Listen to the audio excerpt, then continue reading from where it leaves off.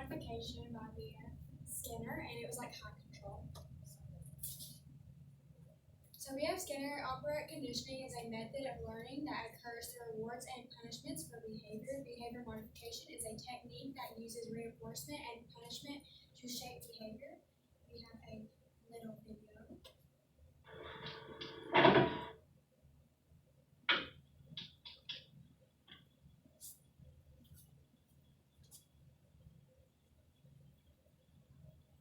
Can pigeons read? This one gives every indication, because it's been taught to distinguish between two words and to behave appropriately. He's learned his different response to each sign by being rewarded with food. So the bird isn't acting independently. Its behavior is shaped by controlling its environment. The first task was to isolate an individual piece of behavior and see how that could be changed. Skinner did this by keeping individual pigeons at about 3/4 of their normal weight, so that the birds were always hungry, and food could be used as an automatic reward. The pigeon was studied in a uniform box, one it quickly grew used to. One piece of behavior, pecking a coloured disc, was measured on a graph.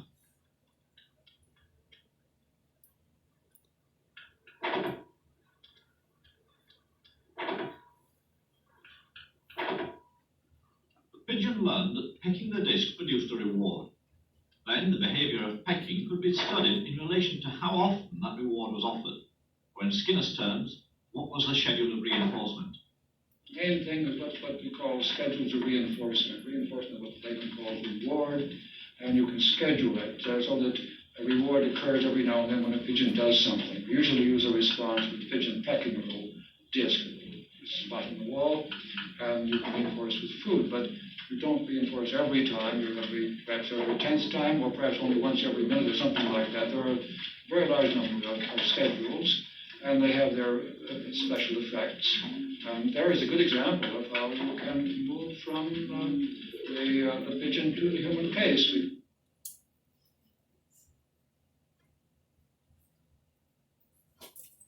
Okay, so the principles, behavior that is positively reinforced will reoccur. Information should be presented in small amounts so that responses can be reinforced. Behavior is shaped by its consequences and by what happens to the individual immediately afterward. It works best when used in an organized, systematic, and consistent way. Okay, so you are to identify desired behavior. So the teacher will define and model the desirable behavior. So normally this is done about the first day or the first week of school so the students know what is expected of them or what good behavior looks like or maybe what bad behavior looks like. And then establish a punishment reward system. So the teacher, this is kind of the planning process of what they want, like their punishment reward system will look like in their own classroom. And then they're to address desired behaviors to the caregivers. So the parents are able to know the rules and procedures of the classroom so they know the same expectation. And then this is an example, it's called an ABC data chart for behavior.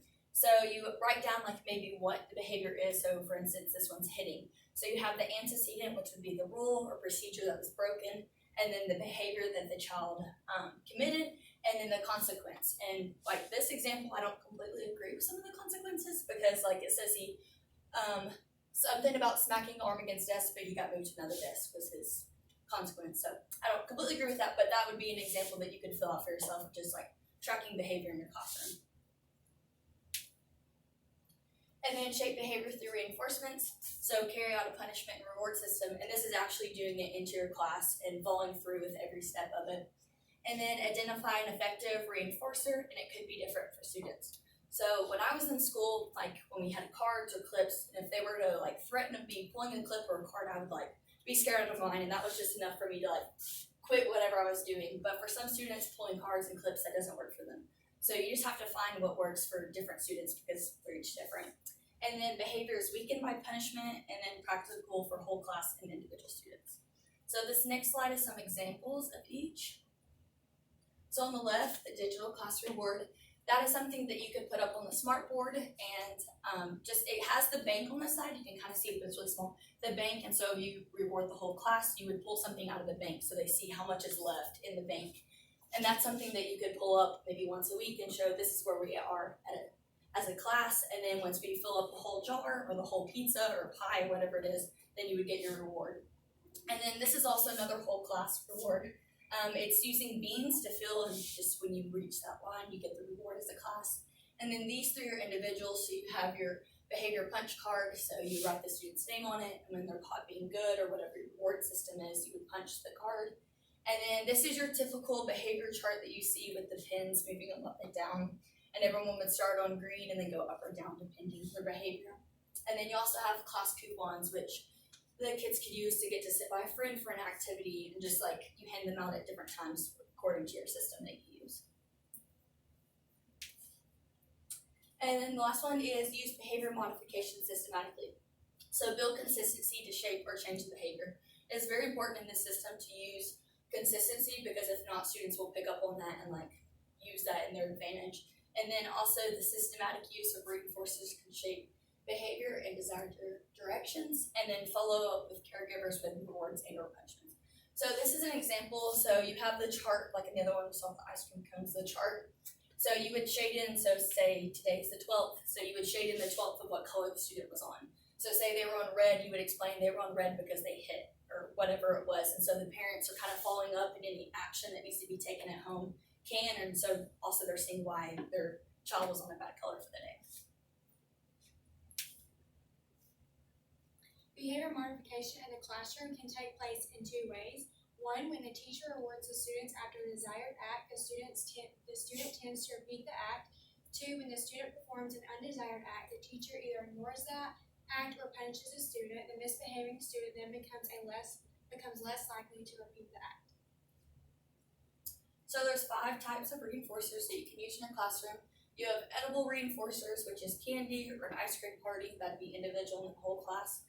And then you have social reinforcers, which could be just telling a child, good job on this paper, you did a really good job, and telling them strengths on stuff, or stickers, which this is a sticker behavior chart, or even doing like certificates, and even just like social reinforcers could be like having them have 2 minutes at the end of class to talk. And then you have tangible reinforcers, which could be picking a prize out of a treasure box. And then you also have token reinforcers, which is a picture of bucks you could do that can earn them in different ways, or use coupons like we saw earlier, and you can cash them in for different things. And then you also have activity reinforcers, which can be extra time at recess, maybe giving them 2 or 3 minutes extra time as a reward. And personally, I really liked using this behavior modification. I would definitely use it. I plan to have a medium high control classroom management, so it would definitely work for me because it's high control. But the only thing I don't believe in is punishing a whole class. So say I had like 3 students that would act up, I'm not gonna take anything away like marble wise or anything for those students. I would deal with them more individually. So that's why I would use like the whole class like system, and then also the individual student system as well. Yeah, I'm going off that. Like, I agree with all that, because I also want to do like a more high control, medium control in my classroom. I really like the behavior modification, with like the punch cards, the treasure box, and stuff like that. I think that, students really like that, and they want to get rewarded for doing like good behavior.